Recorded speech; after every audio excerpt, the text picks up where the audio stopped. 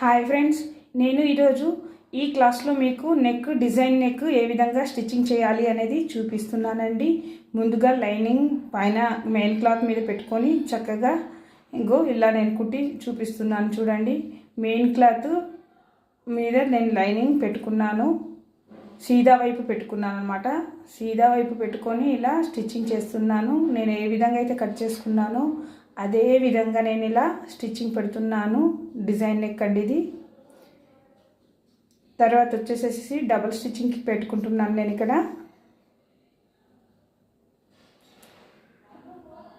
Double stitching అయిపోయిన తర్వాత కొంచెం ఎక్స్ట్రా క్లాత్ ఉంది కదా, అది కట్ చేసేస్తున్నాను ఇక్కడ.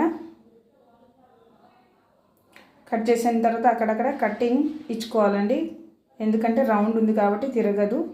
ఇలా కటింగ్ ఇచ్చుకున్న తర్వాత ఇలా తిప్పేయాలి.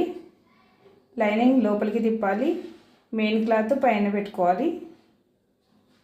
ఇలా మడిచేసేసిస్తే ఇలా చక్కగా నీట్గా వచ్చేస్తుంది అనమాట. తర్వాత ఒక పైన నుంచి ఒక స్టిచ్చింగ్ పెట్టాలన్నమాట, ఎందుకంటే ఇలా చక్కగా అణిగి కూర్చుంటుంది అనమాట ఇది నెక్. అందుకనే ఇది సపోర్ట్గా నేను ఒక స్టిచ్చింగ్ పెడుతున్నాను ఇక్కడ, నీట్గా కూర్చోవడానికి. మన డిజైన్ అనేది చక్కగా కనపడుతుంది అనమాట ఈ స్టిచ్చింగ్ వల్ల. ఈ విధంగా నేను స్టిచ్చింగ్ పెట్టుకున్నాను. తర్వాత ఇలా వచ్చిందండి, చూసారుగా.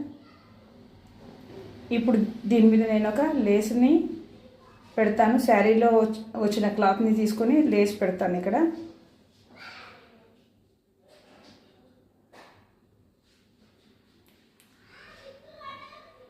ఇది శారీ క్లాత్ అండి, లేస్ కాదు. శారీ క్లాత్నే నేను ఇలా దీని మీద డిజైన్గా కుడుతున్నాను అనమాట.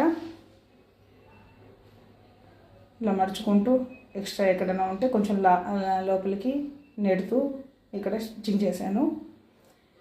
మొత్తం కంప్లీట్ అయిపోయిందండి. ఈ విధంగా డిజైన్ వచ్చేసింది అనమాట, చూసారుగా.